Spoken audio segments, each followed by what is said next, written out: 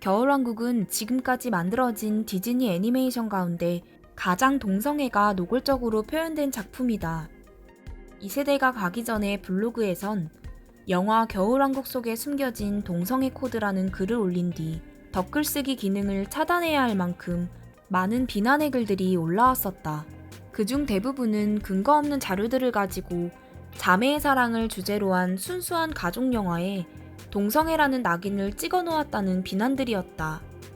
이러한 비난은 이 블로그를 처음 찾아온 방문객들뿐 아니라 오랜 동안 블로그의 글들을 읽어온 사람들에게도 찾아볼 수 있었다. LGBT라고 해서 레즈비언, 게이, 양성애자, 트랜스젠더와 같은 동성애 문화에 익숙하지 않은 한국 사회에서 영화 속에 미묘하게 숨겨놓은 동성애 코드에 대해서 설명하고 이해시키는 것이 쉽지만은 않은 것이라는 생각이 든다. 2013년 11월 추수감사절을 맞아 미국에서 먼저 개봉했던 영화 겨울왕국은 동성애 문화가 낯설지 않은 미국에서는 이미 지금까지 보수적인 태도를 견지하던 디즈니가 처음으로 동성애 코드를 애니메이션에 담아낸 파격적인 영화로 인식되고 있다. 다음 내용은 영화 겨울왕국을 먼저 본 미국인들이 이 영화 속에 숨겨놓은 동성애 코드를 분석한 글들 가운데 하나이다. 겨울왕국을 동성애 영화라고 볼 수 있는 8가지 이유들. 첫 번째, 이 영화는 전체적으로 동성애를 암시하는 영화라 할 수 있다. 겨울왕국이라는 작품 속에는 동성애라는 주제가 숨겨 있다. 사실 숨겨져 있다는 표현을 쓰기엔 너무 노골적이다. 겨울왕국은 다르게 태어난 한 어린 소녀에 관한 이야기다. 그녀의 부모는 이 소녀에게 세상 사람들에게 이 사실을 알리지 말라고 당부한다. 한편으로는 아이를 걱정하는 마음에서 또 한편으로는 사람들의 눈이 두려워서 이런 지시를 내린 것이다. 엘사의 진정한 속성이 사람들에게 알려진 뒤 그녀는 사람들에게 이상한 존재로 취급되어 궁전을 떠나게 된다. 그리고 그녀는 자신만의 세계를 만들어 그 안에서 살아간다. 그러다가 결국 그의 가족들과 사람들은 그녀를 배척했던 자신들의 잘못을 뉘우치고 그녀를 있는 그대로 받아들이기로 한다. 이것이 영화 겨울왕국 스토리이고 또 동성애자들의 커밍아웃을 주제로 한 독립 영화들 속에 담긴 전형적인 스토리이기도 하다. 두 번째, 엘사는 동성애자인가? 엘사는 디즈니 애니메이션에 등장하는 여러 공주들 가운데 유일하게 남자의 사랑에 대해서 무관심한 캐릭터이다.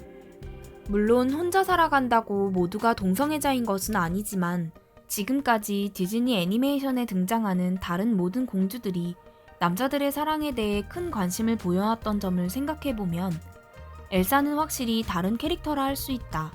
세 번째, 주제가 레리코는 현재 동성애자들 사이에서 커밍아웃의 주제가처럼 여겨지고 있다. 주제가 레리코의 가사를 살펴보면 동성애를 숨기고 있던 한 소녀가 당당하게 자신이 동성애자임을 드러내겠다는 뜻으로 느껴지지 않는가?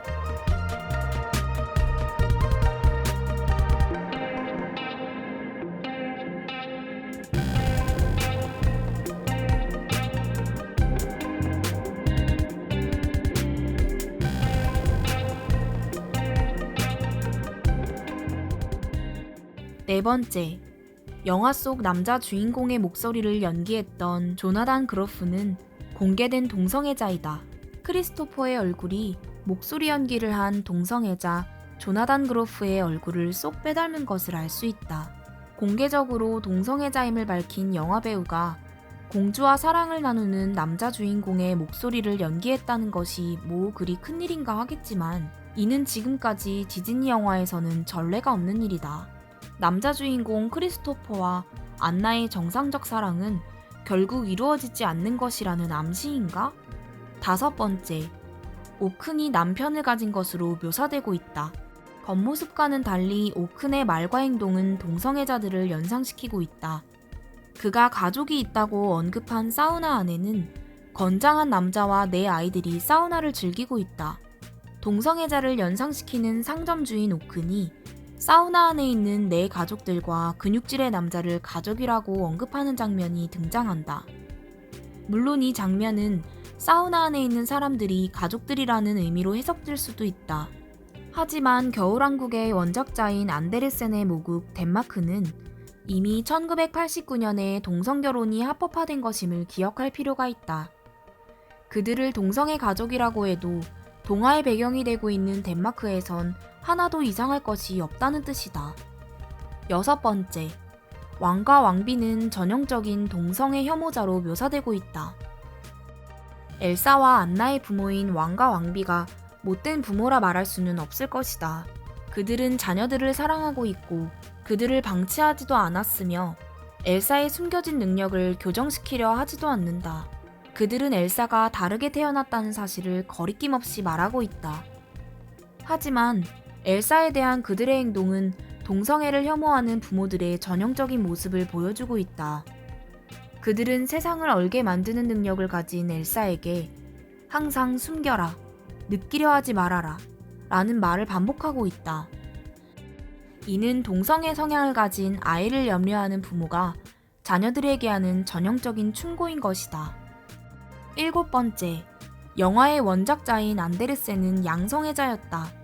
그리고 변태적 성향을 가진 것으로도 알려져 있다.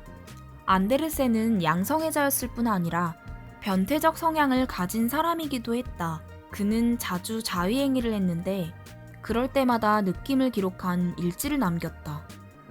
안데르센은 여자를 사랑했음에도 남자와의 관계, 특히 소년들과의 관계를 즐긴 것으로 알려져 있다. 8번째, 엘사가 자신의 정체를 드러낸 뒤 그녀의 옷이 동성애자들처럼 화려해지고 있다. 자신을 드러내기 전에 엘사의 모습과 자신의 정체를 숨기지 않고 드러낸 뒤에 엘사의 모습. 엘사가 성장하여 공개적인 석상에 등장했을 때 그녀는 머리부터 발끝까지 감싼 자주색 드레스를 입은 보수적인 모습을 하고 있었다. 하지만 자신의 정체를 드러내고 받아들인 후 그녀는 머리를 풀어헤치고 빛나는 화려한 옷을 입고 자신의 존재를 드러내고 있다. 또 그녀가 지은 궁전은 80년대에 인기 있던 만화 영화 샤크라의 크리스털 궁전에 등장하는 궁전의 모습을 닮아 있는데 이 영화에서는 동성애자에 관한 내용들이 많이 등장하고 있다. 이 땅에 루시퍼가 통치하는 세상을 만들어가려는 일루미나티들이 백지 상태에서 모든 것들을 무비판적으로 받아들이는 어린 아이들에게 디즈니의 영화 겨울왕국을 통해 성별과 관습과 제도를 뛰어넘는 동성애가 곧 진실한 사랑이라고 가르치고 있는 것이다.